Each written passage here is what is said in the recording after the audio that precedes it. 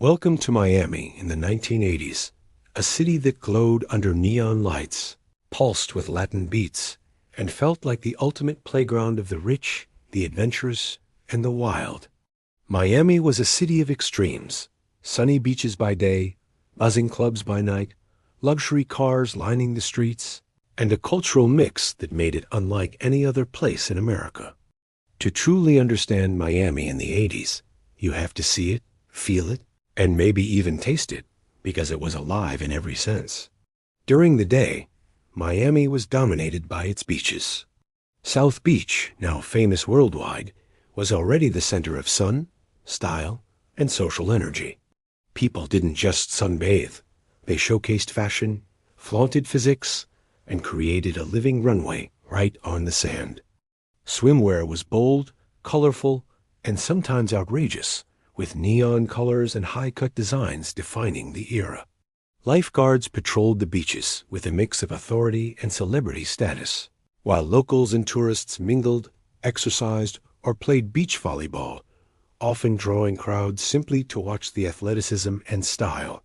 The streets near the ocean were just as iconic. Ocean Drive was lined with pastel-colored Art Deco buildings, each with neon signage advertising restaurants, bars, and hotels.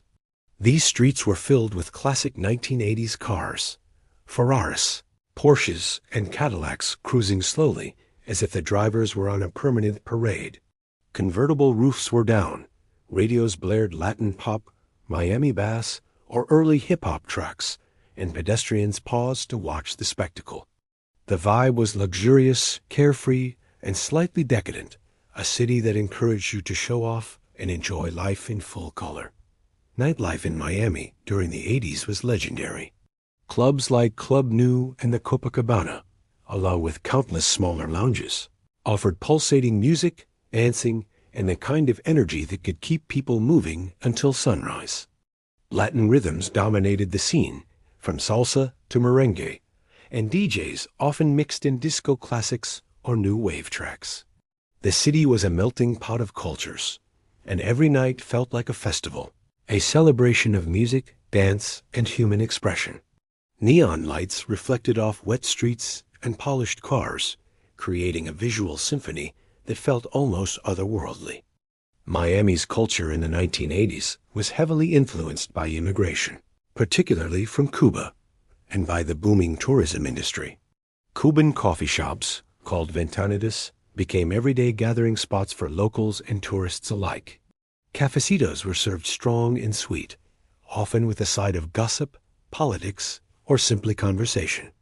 Little Havana was a hub of energy, where domino games, street music, and colorful murals created a sense of community and identity that contrasted with the luxury and excess of South Beach. Street style in Miami was as bold as the architecture and the nightlife. Men often wore pastel suits, sometimes with silk shirts open at the chest, paired with loafers or sneakers. Women's fashion was daring, with bright colors, shoulder pads, and big hair dominating the scene. Sunglasses were oversized, jewelry was flashy, and everyone seemed to exist in a carefully curated mix of glamour and casual cool. Miami was a place where style mattered. It was almost a language of its own. Cars were an extension of identity. Convertibles were everywhere, often customized with candy-colored paint or aftermarket rims. Sports cars weren't just transportation, they were statements, part of the performance of life in a city obsessed with appearance, status, and freedom. Street cruising was a daily ritual, and anyone walking down the main avenues could see and be seen, creating a sense of theater in everyday life. Of course, Miami wasn't without its darker sides. The 1980s brought high crime rates, largely fueled by the drug trade and economic disparity. News stories of daring arrests, drug busts, and gang activity were common, and yet, somehow, the city maintained its party spirit.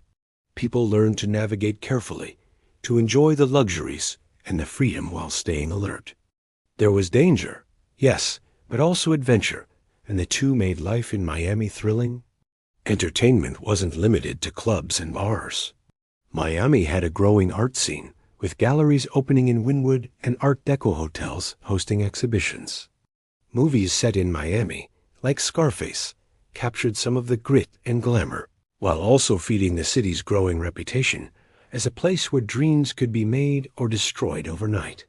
TV and radio shaped culture too, with Miami-based stations spreading Latin, pop, and emerging hip-hop music across the airwaves. Food was another essential part of life.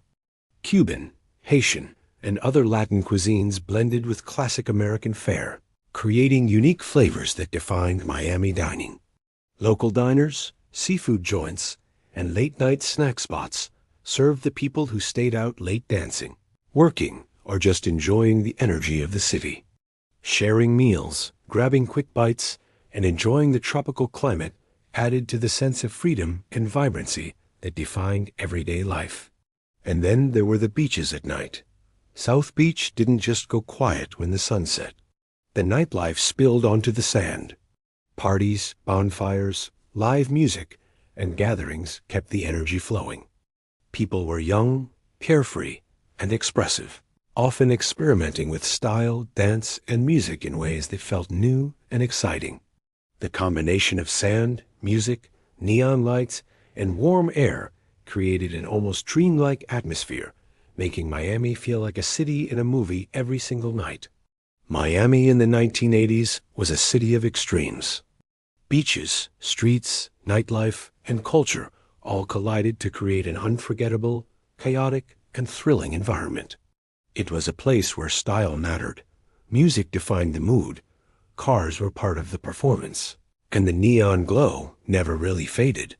Whether you were cruising Ocean Drive, dancing in a club, or sipping coffee in Little Havana, every moment felt vivid, alive, and full of possibility.